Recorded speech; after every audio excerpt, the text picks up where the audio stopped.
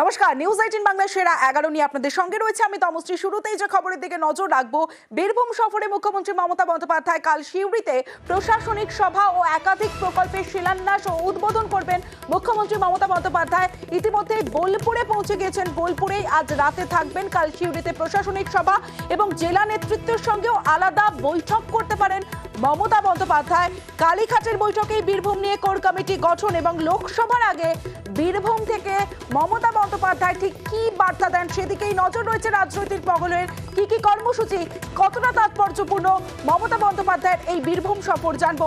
আবির ঘোষাল রয়েছে আমার সঙ্গে। আবির, দেখো, দুটো লোকসভা কেন্দ্র রয়েছে। দুটো লোকসভা কেন্দ্রে তৃণমূল কংগ্রেসের ফল 2019-এ যথেষ্ট ভালো। 2021-এর বিধানসভা নির্বাচনে প্রেক্ষিত দেখতে পাওয়া গিয়েছিল তৃণমূল এখানে ভালো ফল করেছিল। যদিও তৃণমূল কংগ্রেস বিরোধী রাজনৈতিক দল, বিশেষ করে বিজেপি শিবিরের তরফ থেকে এই বীরভূমকে ঘিরে তাদের যে রাজনৈতিক প্রচারে তাদের জোট আনা হয়। এমনকি দেখতে পাওয়া যায় যে অমিত শাহ পর্যন্ত এখানে এসে তিনি সভা করে গিয়েছেন। লোকসভা নির্বাচনের যে আসনের টার্গেট তিনি এই বীরভূমের সভা থেকে তিনি বেঁধে দিয়ে যান।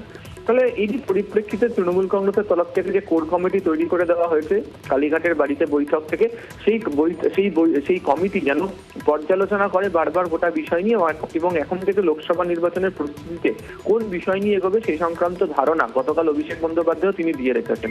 ফলে মমতা বন্দ্যোপাধ্যায় যে সফর হতে চলেছে, এই সফরের ক্ষেত্রে একদিকে তিনি যেমন গ্রামাঞ্চলের মানুষের কাছে যে পরিষেবা, সামাজিক প্রকল্পের সুবিধা পৌঁছে দেয় সেই বিষয়ের বার্তা, এবং অবশ্যই রাজনৈতিকভাবে বিজেপির বিরোধিতাতে এই বীরভূম জেলার যে সভা থেকে সেখান থেকে তিনি রাজনৈতিক বার্তা রাখতে চলেছেন বলেই মনে করা হচ্ছে। এবং সেক্ষেত্রে দাঁড়িয়ে চড়াশুড়ে আক্রমণের পাশাপাশি বিজেপির বিরোধিতা করতে নেবে তৃণমূল শিবির কোন পথে এগোবে সেই সংক্রান্ত বার্তাও এই কর্মীদের উদ্দেশ্যে মমতা বন্দ্যোপাধ্যায় রাখবেন।